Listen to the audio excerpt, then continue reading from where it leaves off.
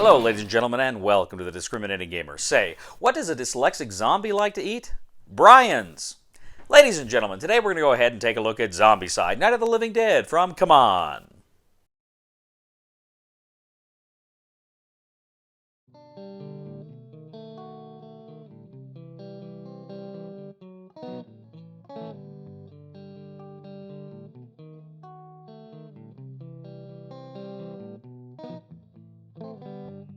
My zombie girl claws her way up through the soil. She wants me bad, but I know that she'll stay loyal.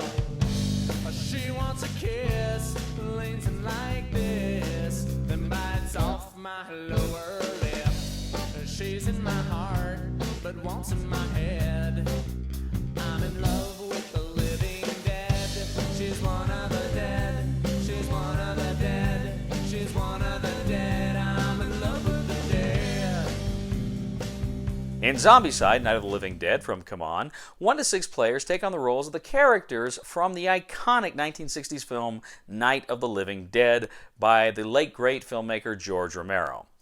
Ladies and gentlemen, this game is essentially the first time Zombicide has kind of stepped out of its own universe to actually incorporate an IP into the Zombicide system. I was very intrigued by this game. I picked up a copy and I thought I'd take a look and tell you what my thoughts are.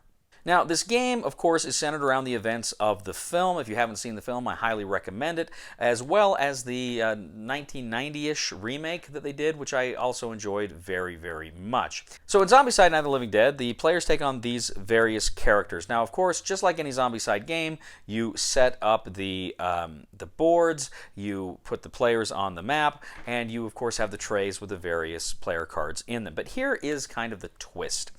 Now, for much of the game, you play in one of two different modes. You usually start out in the Romero mode. Now, during the Romero mode, you have your card on its black and white side, and you have a gray figure for your character on the board. Now, what's going to happen is, depending on conditions within the game, you may gain trust of other members there that are trapped in the house with you, and this largely takes place in the farmhouse and in the farm around it in Pennsylvania.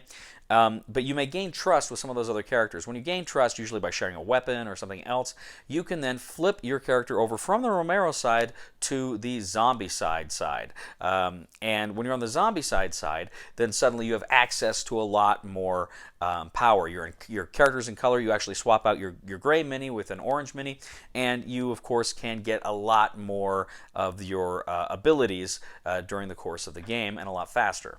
Players are also going to be searching certain parts of the house or certain places, certain other places, in order to find the things that they're going to need, to find the weapons that they're going to need in order to defeat the zombies. And they're going to have very specific objectives in order to complete their specific scenario. Now, you're going to have some different ghouls in this game, as they're called. And these ghouls are going to be a bit different from other versions of Zombicide. For instance, you're not going to have an abomination. You're going to have fatties like you had in the other editions. You're going to have walkers like you had in the other editions. But you've got a few others here. One of your big objectives in the game is to build barricades, to try to keep them from coming into the house. And so one type of zombie is a breaker. And a breaker, one of them's got a brick, they're going to go ahead and try to actually break through barricades, and that's what they do. If they're standing next to a barricade on their turn, they will break it. And then any other zombies with movement can then move in past that barricade. So they can be very, very difficult to deal with when you're facing that horde of zombies that are coming at you constantly. Now, critically, you have another type of zombie here. Now, in the movie, of course, spoiler alert, you actually had a couple that had a small little girl that I believe had been bitten by a zombie, and she's slowly dying. And then, of course, at an inopportune moment, she turns into a zombie inside the house with them. Very scary stuff. So in this game, when you're searching the house, you may draw a search card that turns that little girl into a zombie, and you place her zombie on the board somewhere. And she is what is known as a relative. Now, sometimes when you're drawing the cards to spawn zombies, you may also draw a relative card there, which is another relative that's outside that's coming toward them. Now, whenever a relative appears on the board, all the players have to flip their Zombicide characters back over to their Romero side, so they lose some of their abilities until that relative is killed. As soon as there are no relatives on the board, anybody that had already gone to the Zombicide side of their card, they can flip that back over and enjoy those powers once again. And there are a few other rules here and there with regard to the tiles. For instance, there are I think like woods or orchards. There are kind of the fences and stuff. These things kind of block line of sight. In some cases, you can see out of them, but people can't see in them or through them. So there's a few other kind of things like that are in play here. But generally, the game functions very similar to other Zombicide versions. So players are going ahead, they are killing zombies, they are gaining traits, they are searching, looking for weapons and things they're going to use. They're going to find boards to build barricades. They're going to do all sorts of things in order to just survive the scenario. If you can meet the specific objectives of that specific scenario that you're playing, then you and your friends win Zombicide, Night of the Living Dead. So, Zombicide Night of the Living Dead. This came out a while ago, and I thought it looked really interesting, and I was really interested in playing it. And I bought this the other day. I bought Zombicide Second Edition, and then this one. And I was really kind of interested to see how this one played and what the differences were. Like I say, I really enjoyed the Night of the Living Dead film, the original one, and then the remake in 1990 or so with Tony Todd. I thought that one was really good too, and really scary and interesting, and I really, really enjoyed it. And I think George Romero is a great filmmaker, was a great filmmaker. He's passed away, of course. I thought he was a great filmmaker, and I thought he was kind of underrated. I really liked his Crazies. I thought that was a great film. And Night Riders with Ed Harris was just, I thought, a brilliant kind of commentary on at what point does an artist compromise and go commercial. And it was a great film. And you got to credit him with kind of the modern zombie craze. You really do. He kind of really made people think of zombies in the way we think of them now. It was kind of the mindless hordes coming toward you. So I was interested in this game. I was interested in playing this game. And the game itself, of course, as I say, plays very similar to a lot of the other Zombicide games. But you do have that dynamic of you start out kind of in this weaker Romero mode, and then gradually over the course of the game, as you do certain things, you can flip over to the more powerful Zombicide mode. And so it's kind of an interesting level, because you're not just leveling up by killing zombies. There are certain things you have to do in order to access those other abilities, and that is pretty fun and pretty cool as well. Now, as I say, one of the things is it tells you to when you flip your cards over to replace the figures with the Zombicide figures. It's the same person, but it's more stylized, and it's orange instead of gray. That got tedious. Flipping the cards over was fine, but kind of putting the guys back and I got to tell you, I was playing I've only played this game solo, so it just got real tedious having to do that with all my characters. So after a while, I just kind of stopped switching them out. I'm like, okay, I get it. But I just went off of the cards, and it was fine. So that was a bit tedious. But I really did like that. I did like the whole Romero mode thing. And I got to admit something else here, too, and that is this game, the aesthetic is a little bit different. Zombicide games tend to be very colorful, and this one was very dark. And I got to admit, that really attracted me. This game, just aesthetically, I think I appreciated more than any other Zombicide game I played. I really liked the aesthetic here.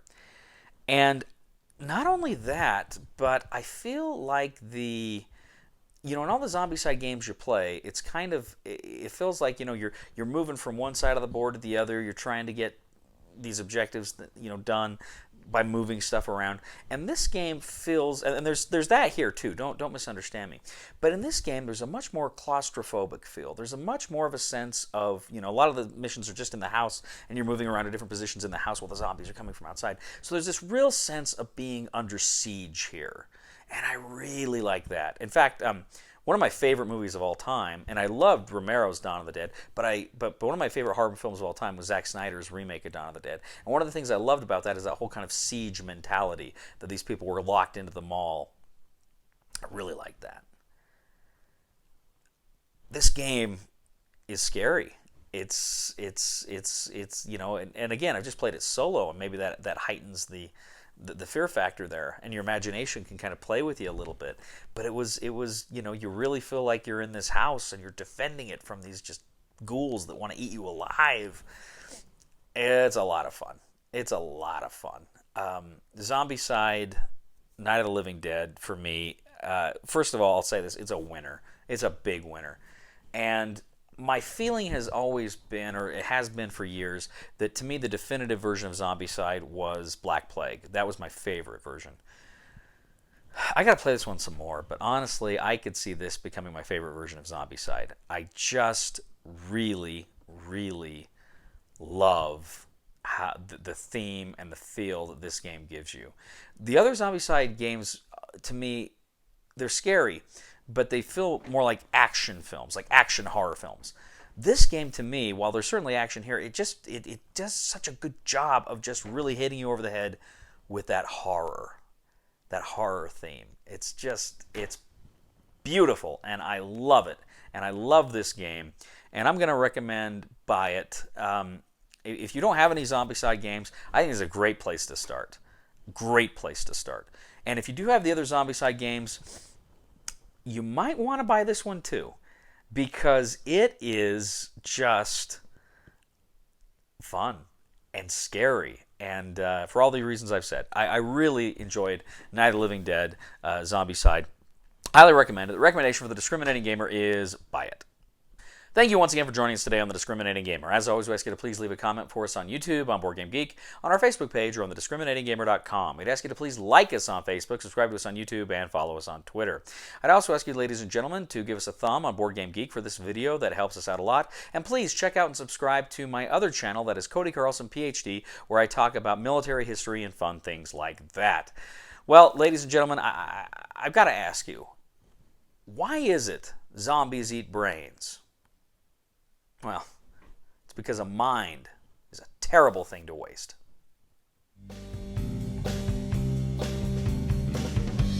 Her teeth start to rot, but I think her mind is still smoking hot. Yeah, she lost some weight. I'm not shallow, but I think it's great. The Discriminating Gamer, proudly serving the board game community for 14 years. In dog years.